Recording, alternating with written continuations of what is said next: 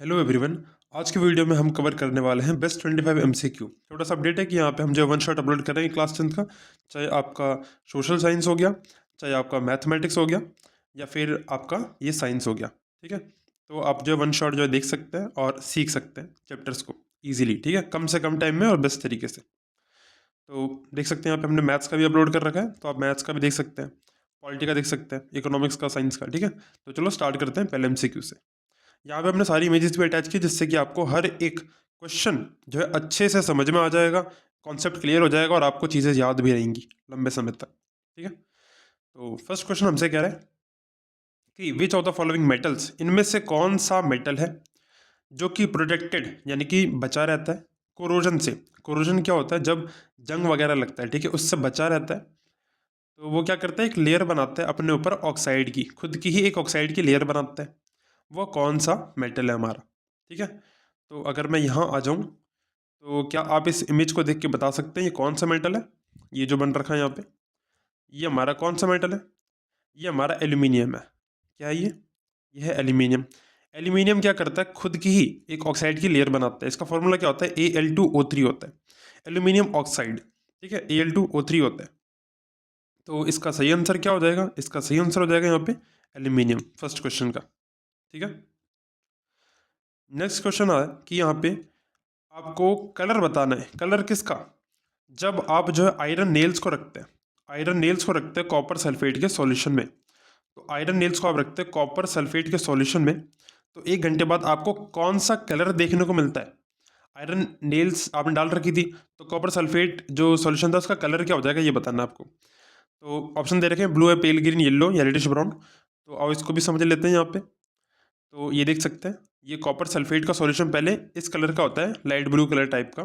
ठीक है, और जब आप इसमें आयरन नील को डिप करके रखते हैं, तो कुछ समय बाद इसका कलर कैसा हो जाता है? रेडिश ब्राउन हो जाता है। कैसा कलर हो जाता है? रेडिश ब्राउन कलर का हो जाता है। इसके पीछे का रीजन है डिस्प्लेसमेंट रिएक्शन। डिस्प्लेसमेंट रिएक्शन, क्योंकि जो हमारा आयरन होता है, देखो, जो आयरन नेल होती है वो Fe है ना, आयरन है।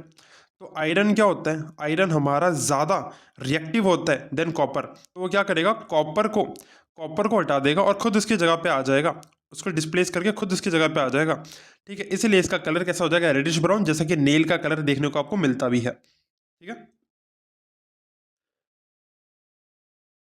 बढ़ते हैं नेक्स्ट क्वेश्चन पे। यहाँ हमसे क्या रहा है, इसमें से कौन सा हाइड्रोकार्बन है जो कि सेम होमोलगस सीरीज को बिलोंग नहीं करता? ठीक है, हमें इससे ढूंढना है। तो देखो यहाँ पे C4H10 C6H14, और ठीक है, यहाँ जो कुछ भी दे रखा है, तो आपको होमोलगस सीरीज के बारे में थोड़ा बहुत आइडिया होगा कि ये एक सेम जनरल फार्मूला फॉलो करते हैं। ठीक है, एक सेम जनरल फार्मूला फॉलो करते हैं। अगर मैं बात करूँ एल्केन्स की,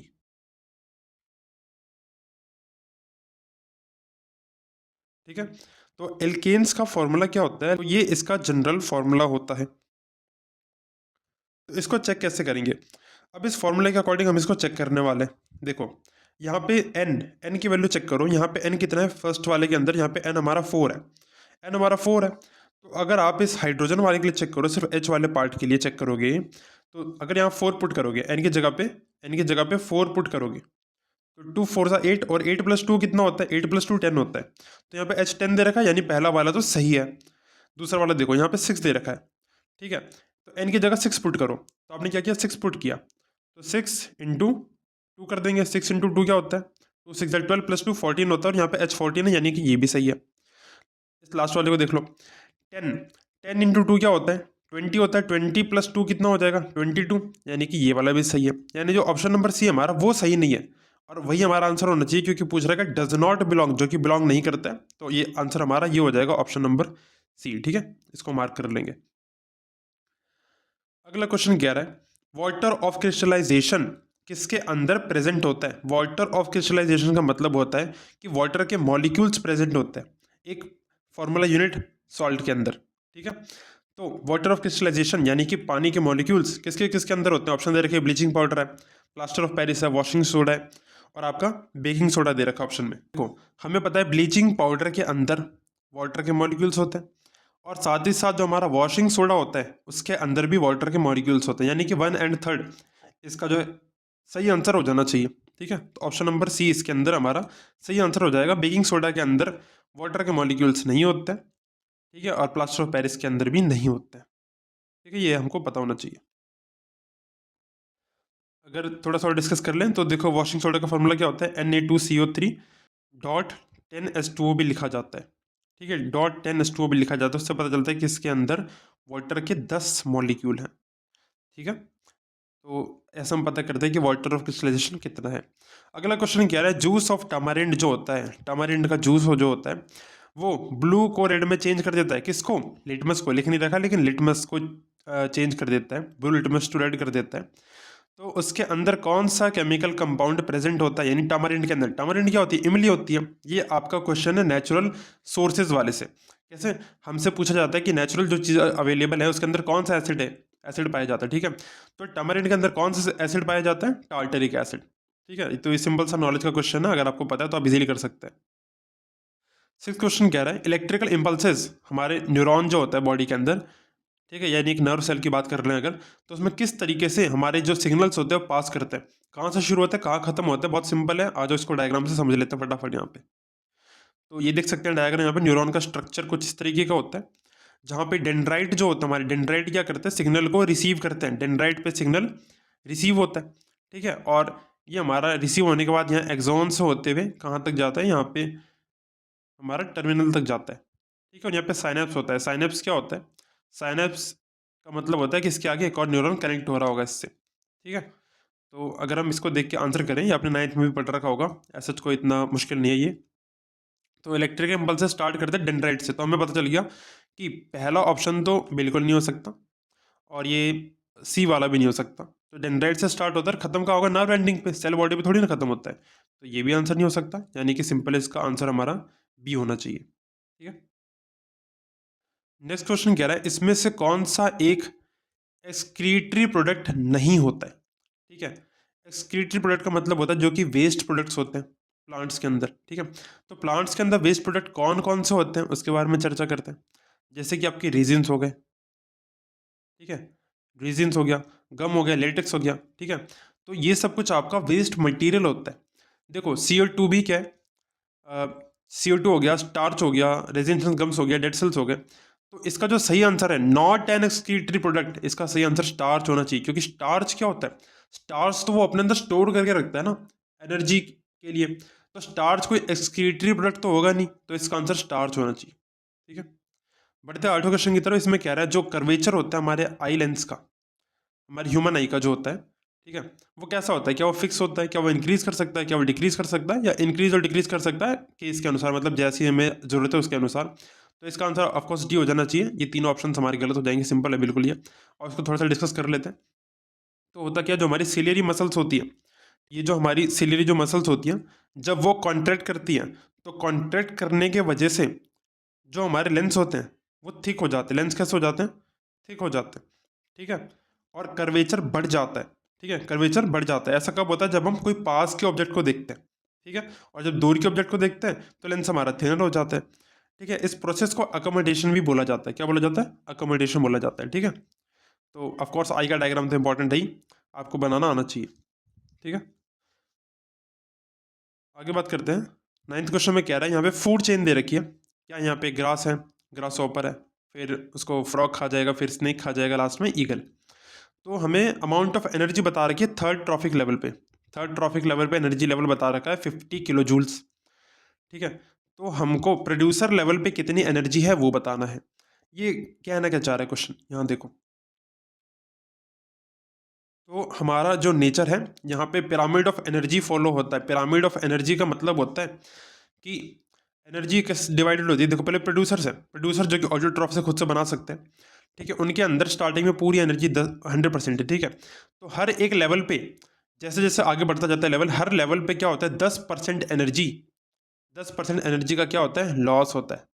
ठीक है, 10% एनर्जी आगे जाती है, इन द सेंस ये कहना चाह रहे हैं हम। ठीक है, तो सिर्फ 10% एनर्जी आगे जाएगी। ठीक है, तो यहाँ पे फर्स्ट ट्रॉफिक लेवल है, यहाँ सेकंड ट्रॉफिक लेवल है, यहाँ पे थर्ड ट्रॉफिक लेवल है, और फोर्थ ट्रॉफिक लेवल है।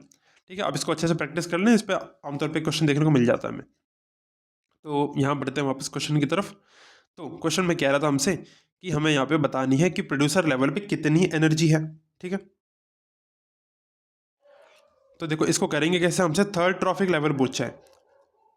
तो देखो यहाँ पे थर्ड ट्रॉफिक लेवल बता रखा है, तो देखो थर्ड ट्रॉफिक लेवल है, ठीक है। तो उससे पहले क्या सेकंड भी रहा होगा, उससे पहले वन भी रहा होगा।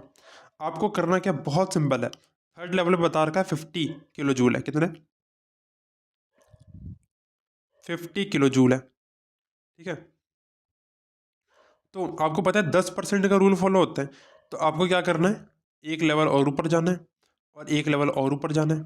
इसके लिए क्या करना है, हर बार आपको सिर्फ 10 से मल्टीप्लाई करना होता है, और क्योंकि यहाँ पे आप 2 बार 10 से मल्टीप्लाई करेंगे, 2 बार ऊपर जाना है, तो 50 को आप जब मल्टीप्लाई करेंगे 10 × 10 यानी कि 100 से मल्टीप्लाई करेंगे, तो आपका आंसर क्या हो जाना चाहिए, 5000 किलो जूल हो जाएगा, ठीक है। बहुत सिंपल कॉन्सेप्ट है, आप इसको इजीली सॉल्व कर सकते हैं। 10th क्वेश्चन कह रहा है कि यहाँ पे 2 एम्पियर का करंट फ्लो हो रहा है और एक रजिस्टर हमारा 10 ओम का, और सिर्फ 5 मिनट तक फ्लो हुआ है करंट, ठीक है। तो आपको हीट प्रोड्यूस बतानी है, हीट कितनी बनेगी। देखो हीट कैसे प्रोड्यूस होती है, जब हमारे जो चार्जेस होते हैं आपस में क्या करते हैं, टकराते हैं, तो वो हीट प्रोड्यूस करते हैं, ठीक है। तो हीटिंग लॉ इंपॉर्टेंट है, आपका एग्जाम में इसका क्वेश्चन आमतौर पे देखने को मिलता है। तो इसको कैसे निकालेंगे, देखो हीट का फॉर्मूला आपको याद होगा तो आप इजीली इसको कर सकते हैं। हीट का फॉर्मूला क्या होता है, H=I²RT होता है, ठीक है। H=I²R और T फॉर टाइम होता है अपना। तो करंट कितना है, 2 है, 2 का स्क्वायर कितना हो जाएगा, 2 का स्क्वायर होता है 4, मल्टीप्लाई रेजिस्टेंस की वैल्यू कितनी है, 10 है, 4 × 10, और टाइम की वैल्यू क्या है, देखो टाइम की वैल्यू 5 मिनट है, इसको सेकंड में चेंज कर लेंगे 60 से मल्टीप्लाई करके, तो कितना हो जाएगा, 300 आ जाएगा, ठीक है। तो 4 × 10 कितना होता है, 40, और 40 × 300 कितना हो जाएगा, यहाँ पे 12,000 जूल हो जाना चाहिए, ठीक है। तो ये इसका करेक्ट आंसर हो जाएगा। नेक्स्ट क्वेश्चन है, असेक्सुअल रिप्रोडक्शन जो होता है उसके वजह से क्या देखने को मिलता है हमें। तो देखो असेक्सुअल रिप्रोडक्शन के अंदर वेरिएशंस नहीं होती है, ठीक है। स्लो रिप्रोडक्शन ये कोई सेंस नहीं बनाता। Combination of male female gamete ये तो हमारा सेक्सुअल रिप्रोडक्शन के अंदर होता है, ठीक है, जो कि कॉम्बिनेशन होता है, फ्यूजन होता है। ऑफ स्प्रिंग्स जेनेटिकली आइडेंटिकल, ये इसका करेक्ट आंसर है। असेक्सुअल रिप्रोडक्शन के अंदर होता क्या है कि जो भी आपका नया ऑफ स्प्रिंग बनता है वो बिल्कुल ही जेनेटिकली आइडेंटिकल होता है, सेम होता है अपने पेरेंट की तरह, ठीक है। 12th क्वेश्चन कह रहा है हमारे ब्रेन का कौन सा पार्ट है जो कि पोस्चर और बैलेंस को मेंटेन करता है, ठीक है, पोस्चर और बैलेंस को मेंटेन करता है। तो देखो आप इसको इस तरीके से याद कर सकते हो, जब भी पोस्चर और बैलेंस की बात आती है, balance balance Belum balance Belum, ठीक है, तो ऐसा भी याद कर सकते हैं, इसका आंसर सेरेबेलम हो जाएगा, ठीक है। सेरेबेलम इसका करेक्ट आंसर हो जाएगा।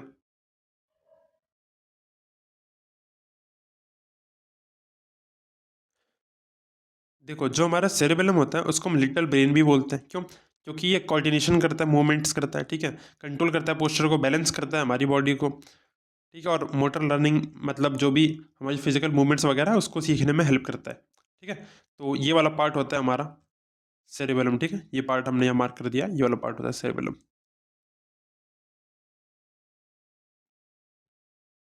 ये क्वेश्चन काफ़ी इंटरेस्टिंग है, जहाँ पे क्या रहा है, एक वायर ले रखी है हमने जिसकी लेंथ एल है, ठीक है, उसको स्ट्रेच करते हैं और स्ट्रेच करके उसकी लेंथ कितनी कर देते हैं, 3L कर देते हैं, उसकी लेंथ को 3 टाइम्स कर देते हैं। अगर उसका ओरिजिनल रेजिस्टेंस R था तो फिर नया रेजिस्टेंस कितना हो जाएगा।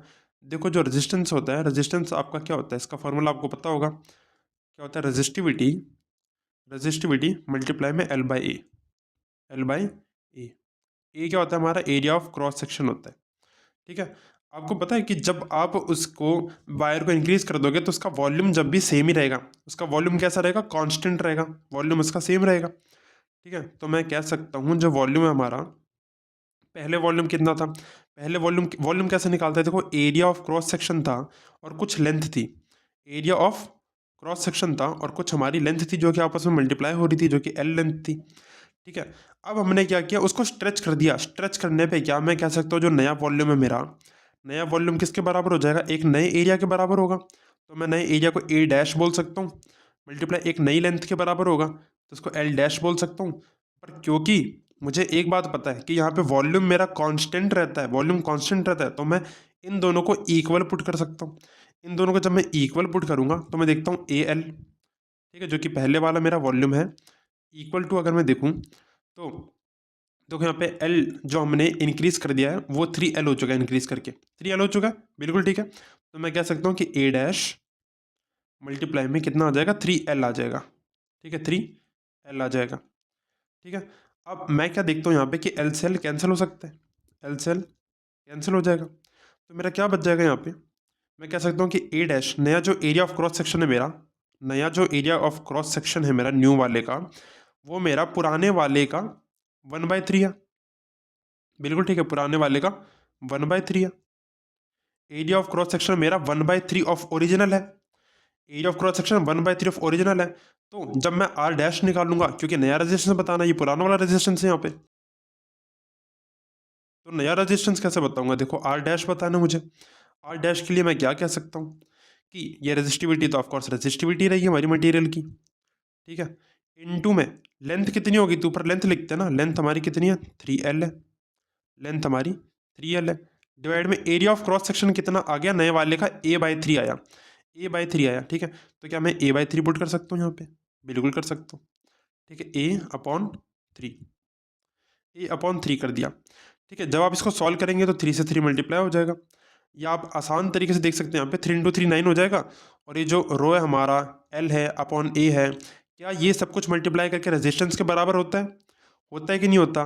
बिल्कुल होता है। तो आप कह सकते हैं कि 3 × 3 9 हो गया, और क्योंकि ये रो रेजिस्टिविटी का और ये लेंथ और upon area of cross section हमारा R के ही बराबर होता है, यानी कि 9R इसका करेक्ट आंसर हो जाएगा, ठीक है। प्रॉपरली इसको सॉल्व करके हमने निकाला है भी आंसर।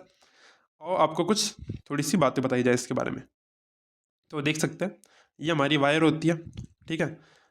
ये रेजिस्टिविटी तो मटेरियल की होती है अपनी, ठीक है। और ये हमारा आर का फॉर्मूला, क्योंकि हमने वहाँ देखा कि ये आ गया था हमारा, तो हम इक्वल टू आर लिख सकते थे इसको।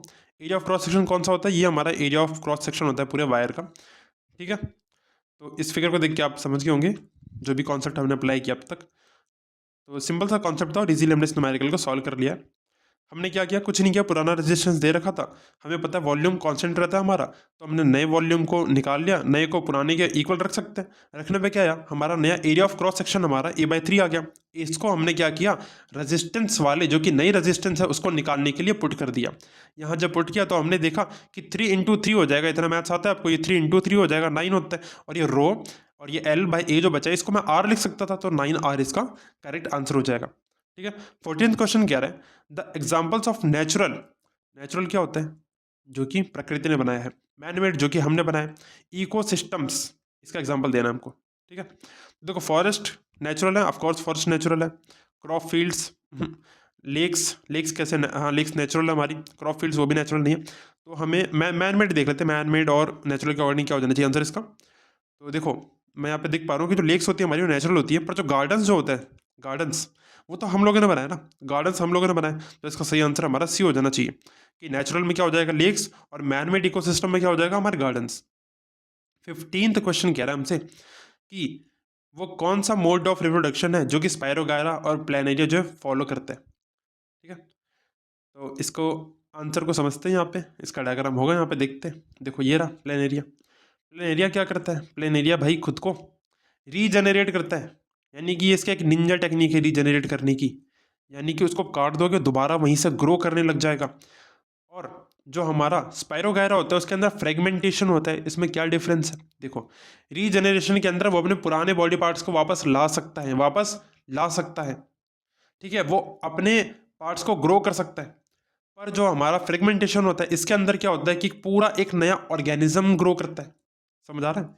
एक पूरा एक न्यू ऑर्गेनिज्म ग्रो करता है हमारा, ये फ्रेगमेंटेशन होता है। और रीजनरेशन एक टेक्निक है जिसके अंदर वो अपने पार्ट्स को ग्रो कर सकता है, ठीक है। दोनों में डिफरेंस है, उम्मीद करता हूँ आपको डिफरेंस थोड़ा सा क्लेरिफाई हो गया होगा। तो इसका आंसर क्या हो जाना चाहिए, स्पायरोगायरा क्या करता है हमारा, फ्रेगमेंटेशन करता है, और प्लानेरिया हमारा रीजनरेशन करता है, यानी कि ऑप्शन नंबर सी यहाँ पे हमारा सी हो जाएगा। 16th क्वेश्चन कह रहा है कि जब हम एक्सपेरिमेंट परफॉर्म करते हैं, कौन सा एक्सपेरिमेंट, जब मैग्नीशियम रिबन को जलाते हैं, तो मैग्नीशियम रिबन को जलाते हैं तो क्या होता है, आग लग जाती है? नहीं, आग नहीं लगती भाई। देखो तो हमें बताने कौन कौन सी ऑब्जर्वेशन देखने को मिलती है, बहुत ही बेसिक क्वेश्चन है और हर बच्चे को ऑलमोस्ट ही आता ही होगा। मैग्नीशियम रिबन जलता है एक वाइट डेजलिंग फ्लेम के साथ, बिल्कुल सही बात है, एक वाइट डेजलिंग फ्लेम के साथ मैग्नीशियम रिबन हमारा जल जाता है। एक वाइट पाउडर बनता है चाइना डिश के अंदर, कौन सा पाउडर होता है इसका नाम बताओ? मैग्नीशियम ऑक्साइड का पाउडर बनता है, ये बात भी ठीक है। तो पहली बात भी सही है, दूसरी बात भी सही है, मैग्नीशियम रिबन वेपराइज कर जाता है, पूरा गायब हो जाता है उड़ के, क्या ये बात सही है? नहीं नहीं, ये बात तो सही नहीं है। Aqueous solution of white powder turns blue litmus to red, ये क्या बेकार है बात है। तो कह रहा है एक्वा सोल्यूशन लेंगे वाइट पाउडर का तो वो ब्लू लिटमस को रेड में चेंज कर देगा। थोड़ा मतलब अच्छा है ये पॉइंट, बट हमें क्वेश्चन के अकॉर्डिंग समझ में आ चुका है कि पहला और दूसरा हमारा सही हो जाना चाहिए, जो कि ऑप्शन नंबर सी है। बट स्टिल यहाँ पे क्या किया इन लोगों ने, इसको एसिड और बेस वाले चैप्टर से रिलेट कर दिया है, क्योंकि अगर हम उसका एक्वा सोल्यूशन बनाएंगे, क्योंकि मैग्नीशियम है हमारा, तो हमें पता होना चाहिए मैग्नीशियम कैसा होता है, ठीक है, उसके अकॉर्डिंग हम जज करेंगे। तो ऐसे हमें इतना कंफ्यूज नहीं होना, हमें सिंपल समझ में आ चुका है कि 1 एंड 2 हमारा करेक्ट आंसर हो जाना चाहिए इसका।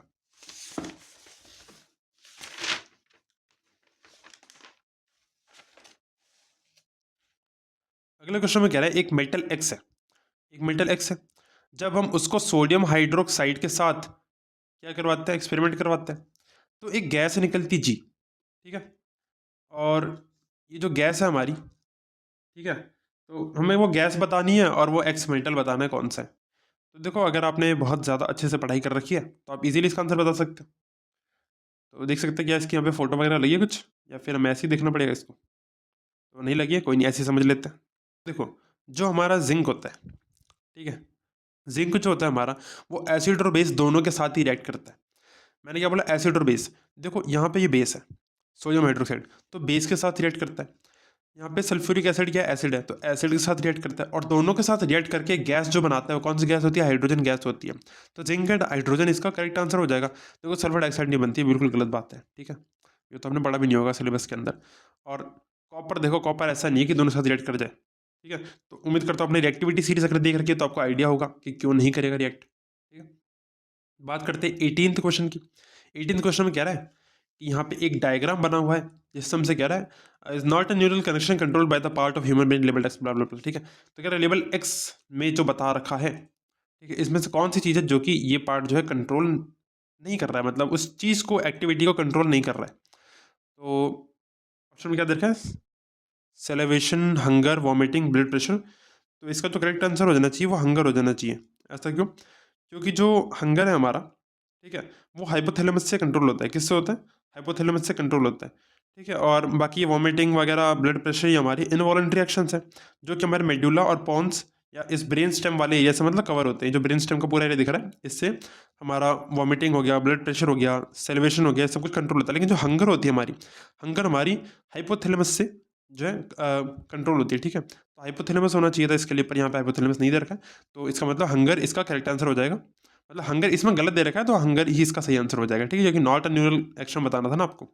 19th क्वेश्चन कह रहा है जब आप ब्राइन सॉल्यूशन का इलेक्ट्रोलिसिस करते हैं, ठीक है, ब्राइन सॉल्यूशन क्या होता है कमेंट बताओ, ठीक है। तो जब आप इसका इलेक्ट्रोलिसिस करते हैं, ठीक है, तो क्लोरीन प्रोड्यूस होती है। तो क्लोरीन जो है किस लिए इस्तेमाल की जाती है, क्या बनाने के लिए, अमोनिया बनाने के लिए, नहीं, प्लास्टर ऑफ पेरिस, नहीं, सोप डिटर्जेंट, ये भी नहीं होगा। इसका सही आंसर है डिसइंफेक्टेंट के रूप में इस्तेमाल किया जाता है क्लोरीन गैस को। एक पेयर है हमारे पास एंडोक्राइन ग्लैंड्स का ह्यूमन ब्रेन के अंदर, ठीक है, तो वो सिलेक्ट करना है कौन सा होता है। यहाँ पे देख सकते हैं हाइपोथैलेमस की इमेज यहाँ लगी हुई है, राइट। हाइपोथैलेमस पार्ट है जो कि हमारा हंगर वगैरह को कंट्रोल करता है। तो देखो इसका सही आंसर क्या हो जाएगा, हाइपोथैलेमस एंड पीनियल हो जाना चाहिए इसका सही आंसर, ठीक है। हाइपोथैलेमस एंड पीनियल होना चाहिए। हाइपोथैलेमस कहाँ लोकेटेड होता है हमारा, हमारे ब्रेन के बेस पे लोकेटेड होता है, अभी आपको दिखाया मैंने, ठीक है। और ये जो हाइपोथैलेमस होता है ये हमारे पिट्यूटरी ग्लैंड को बताता है कि कब हार्मोन को रिलीज करना है और कब नहीं करना है, ठीक है। पिट्यूटरी ग्लैंड हमारा जो है एक मास्टर ग्लैंड के नाम से भी जाना जाता है। पिट्यूटरी ग्लैंड हमारा मास्टर ग्लैंड होता है। अच्छा पीनियल वाला क्या करता है, पीनियल वाला ब्रेन के मिडिल पार्ट में पाया जाता है, ठीक है, जो कि मेलेटोनिन को रेगुलेट करता है। पीनियल क्या करता है हमारी बॉडी के अंदर, मेलेटोनिन को रेगुलेट करता है, मेलेटोनिन। तो मेलेटोनिन का काम क्या होता है, मेलेटोनिन होता है जो कि ये डिसाइड करवाता है आपकी स्लीप साइकिल, ठीक है, आप कब उठ रहे हैं कब सो रहे हैं, ठीक है। उस वो मेलेटोनिन क्या करता है, आपकी स्लीप साइकिल को रेगुलेट करता है या मेंटेन करता है। 21 क्वेश्चन क्या रहा है, एक एक्सपेरिमेंट किया हमने, ये एक्सपेरिमेंट देखो यहाँ पे, ये एक्सपेरिमेंट जानते होंगे, ये इलेक्ट्रोलिसिस ऑफ वाटर किया हमने यहाँ पे, ठीक है। तो हमसे क्या पूछा गया इसके अंदर, हमसे कह रहा है भैया हमने इलेक्ट्रोलिसिस ऑफ वाटर कर दिया, ठीक है, तो पी और क्यू गैसेस बन रही है हमारी, पी और क्यू गैसेस बन रही हैं यहाँ पे, ठीक है, ये पी गैस बन रही है, ये क्यू गैस बन रही है। अब आपको पता है एक कैथोड होता है, एक इलेक्ट्रोड इलेक्ट्रोड होता है, ठीक है। तो आपसे पूछा गया है इसमें से कौन सा कैथोड है कौन सा इलेक्ट्रोड है, यानी आर और एस, और कौन सी गैस लाइब्रेट हो रही है, ठीक है।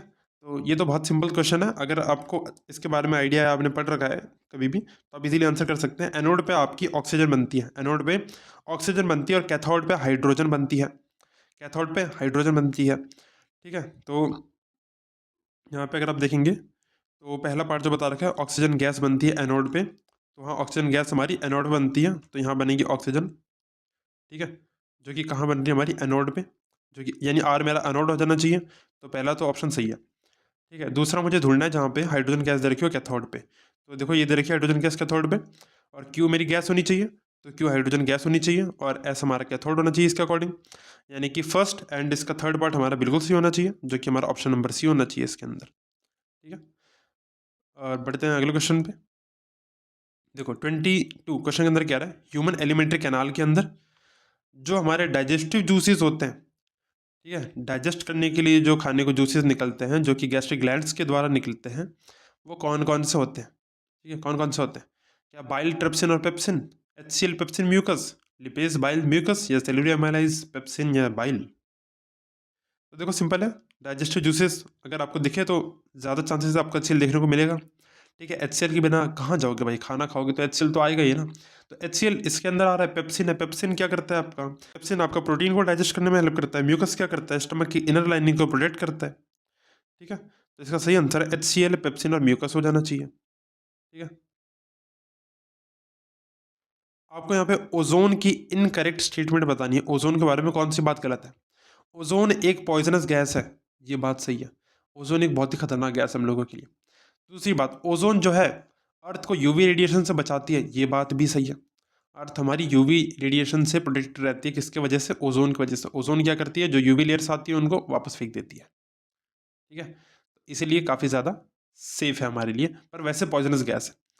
क्या इसको रेफ्रिजरेंट और फायर एक्सटिंग्विशर्स के अंदर इस्तेमाल किया जाता है, ये बात गलत है। क्या ये ऑक्सीजन मॉलिक्यूल को फ्री ऑक्सीजन एटम के साथ कंबाइन करने से बनती है, बिल्कुल सही बात है, O3 होता है इसका फॉर्मूला, तो पहले से O2 है, उसके साथ O कंबाइन करेगा ऑक्सीजन एटम, तो O3 बन जाएगी, यानी कि ओजोन बन जाएगी, तो डी पॉइंट भी सही है, सी वाला गलत है। रेफ्रिजरेंट और फायर एक्सटिंग्विशर्स के अंदर आमतौर पर अगर रेफ्रिजरेंट की बात करूँ तो हम CFCs का यूज़ करते हैं, क्लोरोफ्लोरोकार्बन्स का। ठीक है, तो ओजोन इसका करेक्ट आंसर ऑफ कोर्स नहीं है, तो यहाँ पे हमारा ऑप्शन नंबर सी, इसका जो सी आंसर हो जाना चाहिए। मैं देख रहा हूँ काफ़ी सारे ऑप्शन हमारे सी वाले देखने को मिल रहा है। ठीक है, 24th क्वेश्चन के अंदर हमसे पूछा गया है, कौन सा एलिमेंट है जो कि सॉइल से लिया जाता है प्लांट्स के द्वारा, जिससे कि वो प्रोटीन्स को सिंथेसिस कर सके। याद रखना, जब भी प्रोटीन सिंथेसिस की बात आती है प्लांट्स के लिए, तो कौन सा एलिमेंट यूज होता है, यहाँ पे एलिमेंट यूज होता है हमारा नाइट्रोजन। ठीक है, इसको याद कर लो, बहुत इंपॉर्टेंट है ये। ठीक है, तो एमिनो एसिड्स वगैरह जो होते हैं वो मिलते हैं प्लांट्स को, ठीक है, नाइट्रोजन की मदद से। 25th क्वेश्चन कह रहा है, जो हमारा रोज हो गया, बनाना हो गया, ठीक है, ये किस चीज़ की कैपेसिटी खो चुके हैं, कैपेसिटी टू प्रोड्यूस, ये अब क्या प्रोड्यूस नहीं कर सकते, तो इसका सही आंसर होना चाहिए क्या, फ्लावर्स नहीं, बर्ड्स नहीं, फ्रूट्स, फ्रूट्स ऑफ कोर्स नहीं, सीड्स। देखो इनके अंदर सीड्स देखने को नहीं मिलते, क्योंकि इनको अब हम वेजिटेटिव प्रोपोगेशन के मेथड से उगाते हैं। ठीक है, तो इनकी जो जो सीड्स बनाने की कैपेसिटी थी वो भी अब लगभग गायब हो चुकी है, क्योंकि हम वेजिटेटिव प्रोपोगेशन पे डिपेंडेंट है इन चीज़ के लिए। ठीक है, तो इसी के साथ लेक्चर यहीं पे समाप्त होता है। आपको नेक्स्ट वीडियो किस टॉपिक पर चाहिए कमेंट करके बता सकते हैं। तब तक के लिए पढ़ाई करते रहें। इसका PDF आपको जो है मिल जाएगा हमारे डिस्क्रिप्शन बॉक्स के अंदर, आप वहाँ से इसको डाउनलोड कर सकते हैं और रिवाइज कर सकते हैं इजीली। ठीक है, तो तब तक के लिए have a good day, keep studying, bye bye.